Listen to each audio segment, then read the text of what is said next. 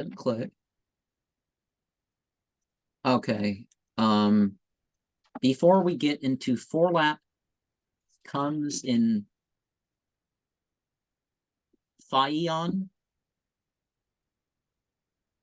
Okay, they're translating that word, nations. 21, 81, and 82. Wale Suleiman Sefatan Tanjri Bem Elardela Tibarakna Fihabakuna Bekuran Shayin Alemin Wamina Shayat Bin Man Yang Lahuaya Maluna Amalanduna Valeka Wakuna Lahum Hapeslain. One of the things that Carol Pope Runyon talks about is how the spiritual operations, they come through us. So you don't want to be railing off curses and foul language and all sorts of stuff for nothing, just to bully around, whatever. That's not the point. Have you ever seen the, to throw in a movie reference that people might want to look at, the Ghoulie movies, particularly number 1. Number 2 is okay. 3 and 4 are of minimal importance to the occult mind. But number 1, people are like that. They're like, give me your power, and trying to boss around the spirits and all that stuff. And that attitude messes with them probably just as much as the calling up of the demons themselves does. Because how do you think they're going to treat you when you do that? And purity brings about much better results. And so when you have things on your side, then then the wind blows favorably, as it said. Figuratively and literally, it's what you can handle. And so even though some beings are demons, they still can do work that is beneficial to people. Like one of the things that we're typically taught in the West is this idea that all the spirits are like totally bad, no good or redeeming qualities. And see, that's the thing, is that when people find out that that's not true, then they can be even more misled if that's what's going to happen. Because they're then they get totally trusting rather than let's listen to the thing. It's like the one of the neighbors saw something that I've seen in this neighborhood, and the big hairy creature that's kind of like a cow, kind of like a deer or elk, kind of like wood, kind of like metal, kind of like a wolf. All of these all mixed into one giant beast that right. Yeah.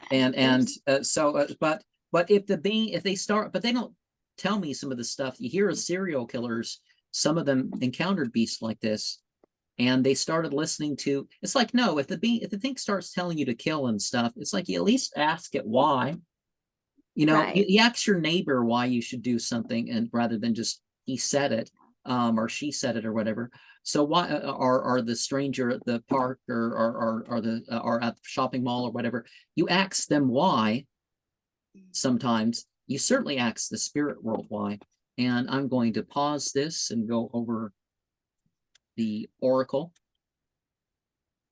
And what are your thoughts on these 11 portions? What about nations? I was just pondering upon a prophecy about nations fighting each other in such and such. And remember, we're seeing here the different things happening around in India, for example. I think it's kind of something to ponder upon, to see a nation's citizens fiercely loyal to their country, but I mean their government literally cares nothing about them. So it's like when I hear a prophecy about, nations and nation against nation or anything like that, I question it. Well, it's one of those things that's going to happen again and again and again, particularly when you name areas that it's happened again and again and again. Now some stuff here too. We know there's a third of a mountain that's going to fall into the sea. And you look at it, it's pretty green. So is this what it's talking about? That one area that every so many thousand years, the volcano, it's like that volcano that went off for 88 days. We thought that was it. We thought that was going to cause us. And so there was all that warning that it finally collapsed and there's a big old wave. I'm sorry, people who use that as a prank to give people heart attacks across the country and stuff like this by announcing that falsely online. That's something to prosecute. Leave out all the drug dealers and stuff. Prosecute those people first. I'm sorry, that should come first. But there was all that false stuff. Now the Cascadia subduction zone, that has an earthquake every 250 years or something like that. So that's going to happen at some point. And part of what could happen, maybe for things to get free and stuff like this, some major disaster like that has to hit America and Canada. And people right now, we can say Trudeau has stirred up so much debt, so much lack of freedom. There's all sorts of minerals to be mined. We act like there's not enough, and it's like it's there. It's in our own country. It's in other countries. Each country, I think, well, in my opinion, can easily support itself. For example. Well, that's what we find. The only reason why foreign aid needs to is like if they stop taking away the resources of all these different lands and stuff like this. It's like a plan. That momentarily appeared on the screen. That's a good sign. A lot of this we're under 10 minutes, by the way. So when things drop off, things drop off. But we see it. But the point is, you look at this. Okay, the different nations fighting to each other. But who's really behind it? What's the actual goal of this? Is it really one side versus the other, or is it really the same side saying, okay, if you're with it or you're not with it? So if you're going to take part, you're going to lose either way. And if you're going to step aside, maybe you can find shelter and win materially too. But so the Neanderthal were people too. So all these early human species, they could call them maybe subspecies, probably, because like right now we have Australoid and Negroid and Caucasoid, which includes the Caucasians and the Arabs and Persians or Iranians, that sort of thing. For some reason, they include that in the Caucasoid group, which makes sense enough. And the Asiatic side, maybe the Stroyoids are a different thing, but back in the day, there were different subspecies of human. And there were different races, but they were all human too. So what if we find out that they had writing that discloses some stuff? Now the Cathars and some of the other people were influenced by it. They weren't purely Christian, and they were gone after because they weren't purely Christian. And the writings of world peace, well, a lot of that's already been established. Whether you're looking at maybe something that its name includes the meaning of peace or what the deal is. World peace, that's kind of like a facade, in order it starts in oneself, like this stuff about the social control and cancel culture and stuff like this. It's like it's really their own shame. They're not really dealing with the behavior of others. It actually makes things worse. This fact they're making a point of shaming people. Shame is just, it's a corrective or deterrent. It's not the thing in itself. It's like all that stuff about, oh, we don't want Catholic guilt or some other thing like that. And then they go off and do this and do their own version of shaming. Right. And it's shaming of not being popular. They're not even going on principles. They're not being, it's like, they're not concerned. They're so concerned about what they claim to be the environment, but they're not good about the environment. They don't have the answer in terms of family, so they're saying, oh, everybody should pay for it. It's like if it's not medically necessary, I think it should be some stuff. Maybe it should be the freedom, even if it's not medically necessary, but it should be on their own dime. shouldn't be forced by employers. It shouldn't be forced through taxes. It shouldn't be, Live, um, live. That's the way for world peace to happen is live and let live. And I just don't think governments are going to let people live and well, let not live. quite live and live, but in terms of certain stuff, it's Yeah. not, if you're satisfied with your own life, Not let it go to psycho, side and for that. not like the psychotic version of live and let live, but like